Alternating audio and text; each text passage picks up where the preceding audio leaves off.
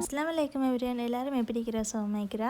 இன்னும் ஒரு இன்ட்ரெஸ்டிங்கான வீடியோவில் எல்லாருமே மீட் பண்ணுறது மிச்சம் சந்தோஷம். எப்பயும் போல் இந்த வீடியோ இன்ட்ரெஸ்டிங்காகவும் யூஸ்ஃபுல்லாகவும் இருக்க போகுது. ஸோ எங்களோட வீடியோ ஃபஸ்ட் டைம் பார்க்குறவங்க மறக்காமல் சப்ஸ்கிரைப் பண்ணிட்டு வீடியோவை கண்டினியூ பண்ணுங்கள்.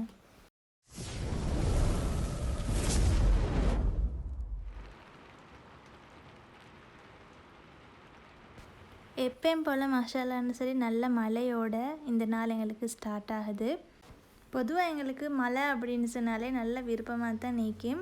பட் இப்போட சுச்சுவேஷனை நீங்கள் பார்த்தீங்க அப்படின்னு சொன்னால் நிறைய சோஷியல் மீடியாவில் பார்த்துக்கொள்கிற மாதிரி மிக்க எங்கே பார்த்தாலுமே வெள்ளம், மண் சரிவு அப்படின்னு சொல்லி நிறைய மக்களை கஷ்டப்பட்டு கொண்டிருக்கிறாங்க. அப்படி பார்க்கல இந்த மழை கொஞ்சம் நின்றாலுமே பரவாயில்லையே அப்படின்ற மாதிரி இருக்குது. என்ன செய்ய, வெயில் விழுந்தாலும் மழை பெய்யணும்னு கேட்குறோம், மழை பெஞ்சாலும் வெயில் விடணும்னு கேட்குறோம். அல்லாட நாட்டம் எப்படியா அப்படி தான் நடக்குதுன்னா என்ன விஷயம் அப்படின்னு சொன்னால், மழை அப்படின்னு சொன்னாலே பொதுவாக கேர்ள்ஸ் எல்லாருக்குமே இருக்கிற கஷ்டம் உடுப்பு எப்படி காய வச்சுக்கொள்கிறேன். அதுலேயும் இந்த சின்ன பிள்ளைகள் இருக்கிற விட்ட செல்லவே தேவையில்லை. ஒரு நாளைக்கு 10-15 உடுப்பை மாற்றி போடுக்கொள்ளோ அதை கழுவி காய வச்சு எடுக்கிறது தான் ஒரு பெரிய தலைவலி. அப்படி தான் இன்றைக்கி கொஞ்சம் உடுப்பில் காய வச்சு எடுத்திருந்தேன். பெருநாளைக்கு நாங்கள் நேரத்தோட உடுப்பெல்லாம் வாங்கின்னு சுட்டி அதுகளையுமே நேரத்தோட கழுகி அதுகளையும் காய வச்சு இப்போ அதை நான் அடித்து கொண்டிருக்கிறேன். எடுத்து வச்சிரும் அப்படின்னு சொல்லி புது உடுப்பு வாங்கினாலே அந்த ஒரு கழுகி போட்டால் தான் மனசுக்கு கொஞ்சம் திருப்தி மாதிரி. ஸோ அதனால தான் கழுகி காய வச்சு எடுத்து கொண்டிருக்கிறேன். அப்போ நான் மடித்து கொண்டிருக்க போக்கில் எங்களோட மகளும் உம்மி ஹெல்ப் அப்படின்னு சொல்லி அவங்களும் ஹெல்ப் பண்ணுறேன்னு சொல்லி 10 வேலை வைப்பாங்க. இப்போ அதைத்தான் இப்போ சைடில் செஞ்சு கொண்டிருக்கிறாங்க அவங்க. அப்போ சரி அப்படின்னு சொல்லி என்னை பாட்டுக்கு என்னை வேலைகளை தான் செஞ்சு கொண்டிருந்தேன். இந்த மாதிரி வயசில் உள்ள பிள்ளைகள் இருக்கிற வீட்டில் தான் மிச்சமே கவனம் வைக்கணும். என்ன சொன்னால் அந்த வீட்டில் இருக்கக்கூடியவங்க என்ன செய்கிறாங்களோ அந்த வேலையை தான் அவங்களும் செய்கிறதுக்கு பழகுறாங்க. ஸோ அந்த மாதிரி சுச்சுவேஷனில் நாங்களும் எங்களோட வேலைகளை சரியாக பிள்ளைகளுக்கு செட் ஆகிற மாதிரி செஞ்சோம் அப்படின்னு சொன்னால் பிள்ளைகளும் ஃப்யூச்சரில் நல்ல ஒரு இதுக்கு தான் வருங்கள். ஸோ அதனால் எங்களோட வேலைகளையுமே நாங்கள் சரியாக செஞ்சு கொள்ளணும். அதே மாதிரி இன்னொரு கட்டாயமான இன்ஃபர்மேஷன் ஒன்று உங்களோட ஷேர் பண்ணிக்கொள்ளணும் அப்படின்னு சொல்லி தான் நினச்சேன். என்னோடய மகளுக்கு சாக்லேட் நான் கடையில் வாங்கியிருந்தேன். அப்போ அந்த சாக்லேட்டை நான் உரிக்கும் போது ஒரு பக்கத்தில் ஒரு சின்ன ஓட்டு மாதிரி இருந்துச்சு. அப்போ எனக்கு கொஞ்சம் சந்தேகமாக இருந்துச்சு, என்ன சரி கடிச்சிருச்சோ அப்படின்னு சொல்லி. அப்போ நான் ஓப்பன் பண்ணி பார்த்துட்டேன், அதில் இந்த மாதிரி புழு இருந்துச்சு. ஸோ கட்டாயம் நீங்கள் பிள்ளைகளுக்கு சாமான் வாங்கி கொடுக்க போகக்கூட அதை நல்லாவே பார்த்து எடுத்து வாங்கி கொடுங்க. என்ன சொன்னால் நான் ஒரு பக்கத்தை பார்க்காம மற்ற பக்கத்தால் கொடுத்துருந்தேன். என் பிள்ளை அதை சாப்பிட்டிக்கு அதை கொஞ்சம் நல்லா பார்த்ததுனால அந்த மாதிரி எனக்கு கொஞ்சம் பிள்ளைக்கு சேஃபாக எடுத்துக்கொள்றதுமா இருந்துச்சு. அப்போ அந்த சாக்லேட்டில் பார்த்தீங்க அப்படின்னு சொன்னால் டேட்டெல்லாம் அப்படியே ஈக்குது, ஆனால் அதில் புழு ஈக்குது. அப்போ அது யார்கிட்ட தப்பு? ஸோ அதனால் நாங்கள் பிள்ளைகளுக்கு கொடுக்குறது எப்பயுமே ஆரோக்கியமாகவும் நல்ல சாப்பாடாகவும் கொடுக்கணும். ஸோ அதனால் கடையில் நீங்கள் வாங்கி கொடுக்க வேணான்னு சொல்லலைன்னா வாங்கி கொடுக்குறத சரியாக வாங்கி கொடுக்குறதுக்கு பாருங்கள் இன்ஷா அல்லாஹ். அதோட இன்னொரு இன்ஃபர்மேஷனை நான் உங்களோட ஷேர் பண்ணிக்கொள்ளணும். என்னென்னு சொன்னால், நாங்கள் இப்போ கொரியர் போஸ்ட் அந்த மாதிரி சாமான்கள் பார்சல் பண்ணுறோம் தானே. இப்போ நான் ஆன்லைன் பிஸ்னஸ் இருந்தனால நான் நிறைய சாமான்கள் கொரியர் போஸ்ட் எல்லாம் பண்ணுவேன். அப்போ அதில் ஃப்ரம் அட்ரஸில் ஏண்ட ஃபோன் நம்பர் தானே இருக்கும்.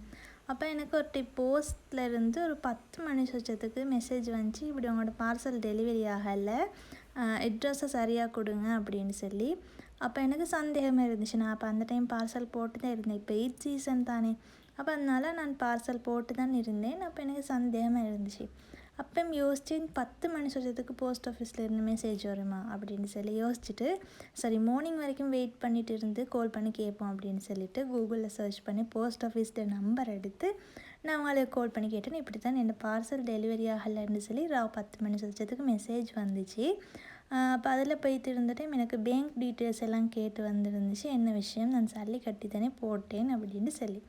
அப்போ அவங்க சொல்லியிருந்தாங்க அது ஃபேக், நாங்கள் ஒரு நாளும் எங்களோட கம்பெனிலேருந்து அப்படி அனுப்புறதில்ல. ஸோ அதனால் நீங்கள் அதில் உங்களோட டீட்டெயில்ஸ் எதுவுமே கொடுக்க வேணாம், உங்களோட பார்சல் இன்றைக்கி டெலிவரி ஆகும் அப்படின்னு சொல்லி. ஸோ எல்லாருமே அலர்ட்டாக இருந்துக்கோங்க. எனக்கு இப்போ அது மாதிரி 2-3 மெசேஜ் வந்துட்டு. ஸோ அப்படி கேட்டாங்க அப்படின்னு சொன்னால் நீங்கள் ஸ்ட்ரைட்டாக கொரியர் ஆஃபீஸுக்கோ அப்படி இல்லைன்னு சொன்னால் போஸ்ட் ஆஃபீஸுக்கோ கால் பண்ணி கேட்டு விசாரித்து எடுத்துக்கோங்க அவங்களோட பார்சலை. அந்த மாதிரி இன்ஃபர்மேஷன்ஸ் கேட்டாங்கன்னு சொன்னால் கட்டாயம் நீங்கள் கொடுத்துக்கொள்ளாதீங்க. மிஷ நேரம் பேசிட்டேன் போல். வாங்க இப்போ ரெசிபி வீடியோக்குள்ளே போவோம். இந்த ரெசிபி செய்கிறதுக்கு முக்கியமாக 3 சாமான் தான் தேவை. அது என்னென்னு சொல்லி பார்த்துக்கொள்வோம். 2 கப் அளவுக்கு நான் டீமா எடுத்துக்கிறேன், அதாவது பால்மா எடுத்துக்கொண்டிருக்கிறேன் 2 கப் அளவுக்கு. நீங்கள் எந்த கப்பால் வேணுண்டாலுமே அதை அளந்து கொள்ளையிலும். நான் இப்போ அளந்திக்கிற கப் வந்து இந்த கப் தான். இந்த கப்பால் 2 கப் அளவுக்கு தான் நான் வந்து எல்லாத்தையுமே அளந்து எடுத்துக்கொண்டிருக்கிறேன். இந்த கப்பில் 2 கப் அளவுக்கு பால்மா அப்படின்னு சொன்னால் அரை கப் அளவுக்கு அந்த பால் மாவை 2 ஸ்பூன் போட்டு கரைச்சி எடுத்துக்கொண்டிருக்கிறேன். நீங்கள் மறுபடியும் சொல்கிறேன், எந்த கப்பால் அளந்து கொள்கிறீங்களோ அந்த கப்பால் தான் எல்லாத்தையுமே அளந்து கொள்ளணும். இப்போ எடுத்திருந்த கப்லேயே ஒரு 3/4 கப் அளவுக்கு சீனி. ஏன்னா சின்ன சீனி அப்படின்றதுனால நான் அரைக்கலை. உங்களோட சீனி கொஞ்சம் பெரிய சைஸில் இருந்துச்சு அப்படின்னு சொன்னால் கொஞ்சமாக அரைச்சி எடுத்துக்கோங்க. அப்போ தான் இந்த ரெசிபி செய்கிறது கொஞ்சம் ஈஸியாகிக்கும். அதுக்கு பிறகு எங்களுக்கு தேவையான சாமான் நெய்யில் வந்து 1 டேபிள் ஸ்பூன் அளவுக்கு தான் எடுத்துக்கொண்டிருக்கிறேன். இதை விட கொஞ்சம் குறைவாக உங்களுக்கு சேர்க்கணும் அப்படின்னு சொன்னாலும் ஒரு பிரச்சனையும் இல்லை, உங்களுக்கு சேர்த்துக்கொள்ளையிலும். இப்போ நான் சொல்ல போகிற சாமான் எல்லாமே ஆப்ஷனல் தான். உங்களுக்கு வேணும் அப்படின்னு சொன்னால் சேர்த்துக்கொள்ளையிலும். நான் ஒரு அரை டேபிள் ஸ்பூன் அளவுக்கு மாதிரி இந்த மாதிரி வெள்ளை எல்லாம் எடுத்துக்கொண்டிருக்கிறேன். இவ்வளவெல்லாம் தேவைப்படாது, கொஞ்சமாக தான் தேவைப்படும். பட் நான் கொஞ்சம் கூடுதலாகவே எடுத்துக்கொண்டேன்.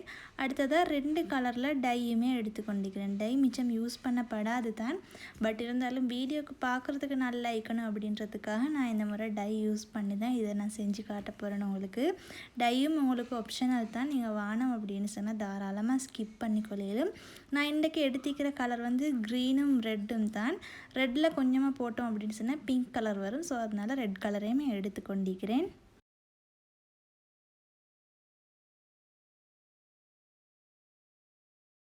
இப்போ இந்த ரெசிபி எப்படி செய்கிற அப்படின்னு சொல்லி பார்ப்போம். முதல்ல இந்த ரெசிபி செய்கிறதுக்கு நான் கொஞ்சம் அடிகனமான பாத்திரம் தான் எடுத்துக்கொள்ளணும். நான் இன்றைக்கி இந்த மாதிரி பெரிய தாச்சொண்டு தான் எடுத்துக்கொண்டிருக்கிறேன். இந்த தாச்சு எனக்கு கணக்கான அளவில் இருந்துச்சு. ஸோ அதனால் இதை நான் எடுத்துக்கொண்டேன். உங்கள்கிட்ட நான்ஸ்டிக்கில் என்ன சரி அடிகனமான பாத்திரங்கள் இருந்துச்சுன்னு சொன்னால் அதுவும் தாராளமாக உங்களுக்கு யூஸ் பண்ணிக்கொள்ளையிலும். இந்த மாதிரி தாச்சை விட நான்ஸ்டிக் பேன் இருந்துச்சு அப்படின்னு சொன்னால் மிச்சம் நல்ல. அப்போ நான் எடுத்து வச்சுருந்த நெய்யை இதில் போட்டு அதை நல்லாவே கரைச்சி எடுத்துக்கொண்டேன். அது நல்லா கரைஞ்சதுக்கு பிறகு நாங்கள் ஏற்கனவே கரைச்சி வச்சுக்கிற பால் அரை கப்பை இதில் ஊற்றி மற்ற நாங்கள் எடுத்து வச்சுக்கிற மில்க் பவுடர் சீனி ரெண்டையுமே போட்டு மிக்ஸ் பண்ண ஸ்டார்ட் பண்ணிடணும். அந்த பால் நெய் அதெல்லாமே கொதித்து வரணும்னு அவசியம் இல்லை, எல்லாத்தையுமே ஒரு அடிக்கு போட்டு எங்களுக்கு மிக்ஸ் பண்ணி எடுத்துக்கொள்ளலாம். எல்லாத்தையுமே ஒரு அடிக்கு போட்டதுக்கு அப்புறம் இந்த மாதிரி கட்டியாகின மாதிரி தான் நிற்கும், ஒன்றும் பயப்படவானு. அது அப்படியே மெதுவாக சூட்டுக்கு சீனி எல்லாமே உருகி ஒரு மாதிரி தன்மை ஆகிரும். இப்போ நான் உங்களுக்கு வீடியோவில் காட்டுறேன் பார்த்துக்கோங்க. இந்த மாதிரி ஆகினதுக்கு அப்புறம் உங்களுக்கு லேசாக எல்லாத்தையுமே இதாக்கி எடுத்துக்கொள்கிற மாதிரி மீக்கும். கட்டாயம் நீங்கள் அடுப்பை மிச்சம் லோ ஹீட்டில் வச்சு செய்கிறதுக்கு பாருங்கள். நீங்கள் உங்களுக்கு பழக்கம் அப்படின்னு சொன்னால் ஒரு மீடியம் ஹீட்டில் வச்சு செஞ்சால் பரவாயில்ல. பட் பிகினஸாக இருந்தீங்க அப்படின்னு சொன்னால் மிச்சம் லோ ஹீட்டில் வச்சு செய்கிறதுக்கே ட்ரை பண்ணுங்கள். அப்படி இல்லைன்னு சொன்னால் டக்குன்னு அடி பிடிக்கிறதுக்கு நிறைய சான்சஸ் இருக்குது. அப்படி அடி பிடிச்சிச்சு அப்படின்னு சொன்னால் டேஸ்ட்டாகவும் மீக்காது. ஸோ அந்த ஒரு ரீசனுக்காகத்தான் மிச்சம் லோ ஹீட்டில் வச்சு செஞ்சீங்க அப்படின்னு சொன்னால் மிச்சம் நல்லா. அப்படி செஞ்சு கொண்டு போக்கல ஒரு 5-10 நிமிஷம் கொள்ளவே இந்த மாதிரி ஒரு கட்டியாகிற தன்மைக்கு வந்திக்கும். அப்போ உங்களுக்கு கொஞ்சம் கிளறது கொஞ்சம் கஷ்டமாயிக்கும். அந்த டைமுக்கு உங்களுக்கு விளங்குமா இந்த கொஞ்சத்தில் கன்சிஸ்டன்சி சரியாக போகுது அப்படின்னு சொல்லி நீங்கள் யோசிச்சுக்கோங்க. இதே நீங்கள் நான்ஸ்டிக் பேனில் செய்கிறீங்க அப்படின்னு சொன்னால் எல்லாமே ஒரு அடிக்கு ஒட்டி பட்டு எல்லாம் கலண்டு வர மாதிரி இருக்கும். இது தாச்சில் செய்யணும் அப்படின்றதுனால அங்கங்கே லைட்டாக பட்டு அப்படி இருக்குது. இப்போ கன்சிஸ்டன்சி சரியா அப்படின்னு சொல்லி பார்க்குற வந்து இந்த மாதிரி பெரட்ட போக்கோல ஸ்பூனோட சேர்ந்து எல்லாமே வந்துடும். அந்த டைமில் நீங்கள் அடுப்பை ஆஃப் பண்ணிட்டு அதை வெளியே எடுத்துருங்க. அப்போ தான் சரியான கன்சிஸ்டன்சி இதில். நாங்கள் டை போடாமல் நாங்கள் எடுக்கிறோம் அப்படின்னு சொன்னால் ஸ்ட்ரைட்டாக நாங்கள் அந்த பிளேட்டுக்கே எங்களோட இதை மாற்றி எடுத்துக்கொள்ளையிலும். நான் இப்போ டை போடணும் அப்படின்றதுக்காக 2 இதாக பிரித்து எடுத்துக்கொண்டிருக்கிறேன். கொஞ்சம் சூடாக இருந்துச்சு அப்படின்றதுனால ஸ்பூனாலே தான் ஸ்டார்ட்டில் மிக்ஸ் பண்ணேன். பட் ஆற கொஞ்சம் கல்லாகிற அப்படின்றதுனால டக்குன்னு சூடாக இருந்தாலும் பரவாயில்ல அப்படின்னு சொல்லி கையாலே மிக்ஸ் பண்ணி கொண்டேன். வீடியோவும் எடுத்துக்கொண்டு செய்கிற அப்படின்றதுனால டக்குன்னு ஆறுறதுக்கு அது பார்த்துட்டு, ஏன்னா வீடியோவும் ஒவ்வொரு பொசிஷனில் வச்சு எடுக்கணும் இல்லையா, அப்போ எனக்கு ஸ்டார்டிங்கில் இந்த மாதிரி ட்ரேயில் நெய் பூசி வைக்கிறதுக்கு மறந்துட்டு என்ன நேரமோ என்னமோ தெரியா அப்போ டக்குண்டு நான் அந்த ட்ரேக்கு நெய்யை பூசி எடுத்துக்கொண்டேன். நீங்கள் கட்டாயம் எந்த ட்ரேயில் மாற்றிக்கொள்கிறீங்களோ அந்த ட்ரேக்கு நீங்கள் நெய் உண்டு இல்லை அப்படின்னு சொன்னால் பட்டர் ஆயில் அப்படின்னு சரி பூசி டிஷ்யூ பேப்பரையுமே போட்டு நீங்கள் வச்சுக்கோங்க அப்படின்னு சொன்னால் நல்லா. என்கிட்ட டிஷ்யூ பேப்பர் இல்லாததுனால நான் சும்மா நார்மலாகவே நெய்யை மட்டுமே பூசி எடுத்துக்கொண்டேன். பட் எனக்கு கொஞ்சம் கலட்டி கொள்றதுக்கு கஷ்டமாக இருந்துச்சு. அந்த ஒரு ரீசனுக்காக தான் டிஷ்யூ பேப்பர் போட்டுக்கோங்க அப்படின்னு சொல்லி சொன்னேன். இப்போ அது எல்லாத்தையுமே போட்டதுக்கு போகிறோம் கொஞ்சம் ஆறுறதுக்கு முந்தையே நான் கலட்டி எடுத்துக்கொண்டேன். நல்லாவே ஆறிட்டு அப்படின்னு சொன்னால் கலட்டுறது கொஞ்சம் கஷ்டமாயிக்கும் அப்படின்னு சொல்லி இப்போ உங்களுக்கு பார்த்தாலே விளங்கும் கொஞ்சம் கோணல் மாடலில் தான் வந்துக்குது. பட் மாஷால்லான்னு சொல்லி நல்ல டேஸ்ட்டாக இருந்துச்சு. நீங்கள் கட்டாயம் ட்ரை பண்ணி பாருங்கள். இந்த ஈத் ஸ்வீட் நீங்கள் கட்டாயம் இதை செஞ்சு பார்க்கணும் அப்படின்னு சொல்லி நான் கேட்டுக்கொள்கிறேன் உங்கள்கிட்ட. அவ்வளோ டேஸ்ட்டாக இருந்துச்சு மாஷால்லா அப்படின்னு சொல்லி. நீங்கள் வெட்ட போக்கோல அந்த கத்திக்குமே லைட்டாக நெய் அப்படி இல்லைன்னு சொன்னால் ஆயில் அப்படி என்ன சரி ஒன்றை தடவிட்டு நீங்கள் வெட்டினீங்க அப்படின்னு சொன்னால் கத்திரையுமே ஒன்றுமே ஒட்டிப்படாது. நான் கொஞ்சம் லைட்டாக ஆறுறதுக்கு முந்தையே நான் கொஞ்சம் வெட்டினதுனால எனக்கு இப்படி சும்மா நார்மலாக இந்த மாதிரி வந்துக்குது. பட் நீங்கள் நல்லாவே ஆறுனத்துக்கு போகிற வெட்டினீங்க அப்படின்னு சொன்னால் மாஷால்லான்னு சொல்லி நல்ல ஒரு ஷேப்பில் கிடைக்கும் உங்களுக்கு. நான் வீடியோக்காக கொஞ்சம் சூடு ஆறின டைமே நான் கட் பண்ணி உங்களுக்கு காட்டிக்கிறேன் பாருங்கள். இதில் நாங்கள் சீனி முக்கால் அளவு தான் சேர்த்திக்கிறோம் அப்படின்றதுனால ஒரு கணக்கான சுவையில் தான் இந்த ஸ்வீட் இருந்துச்சு. ஸோ அதனால் நீங்களும் அந்த அளவுக்கு சீனியை யூஸ் பண்ணி கொண்டீங்க அப்படின்னு சொன்னால் மிச்சமே நல்ல. அப்படி இல்லைன்னு சொன்னால் கொஞ்சம் அந்த கூடுதலாக சீனி போட்டிங்க அப்படின்னு சொன்னால் கொஞ்சம் கூடுதலான இனிப்பாய்க்கும். பால் மலையும் ஏற்கனவே லைட்டாக இனிப்பு சுவையாண்டிக்கிறதுனால கொஞ்சம் இனிப்புகளை கொஞ்சம் குறைவாக சேர்த்திங்க அப்படின்னு சொன்னால் உடல் ஆரோக்கியத்துக்கும் நல்லாய்க்கும். ஸ்வீட் சாப்பிடவும் வேணும், அதே மாதிரி ஹெல்த்தியாகவும் இருக்கணும் இல்லையா? ஸோ அந்த ஒரு ரீசனுக்காகத்தான். பிள்ளைகளும் நல்லா விரும்பி சாப்பிடுவாங்க. என்ன சொன்னால் மிச்சமே இனிப்பும் இல்லாமல் ஒரு நல்ல ஒரு டேஸ்ட் ஒன்றில் பால் சுவையில் இருக்கிறதுனால இந்த மில்க் பர்ஃபியை பிள்ளைகள் மிச்சமே விரும்பி சாப்பிடுவாங்க. ஸோ அதனால நீங்களுமே பார்த்து செய்கிறதுக்குமே ஈஸியாக செய்கிறதுக்குமே டக்குன்னு செய்கிறதுக்குமே நான் ஒரு ரெசிபியை நான் உங்களுக்கு ஷேர் பண்ணிக்கிறேன். ஸோ அதனால எங்களோட வீடியோவை சப்ஸ்கிரைப் பண்ணிட்டு லைக் பண்ணிக்கோங்க.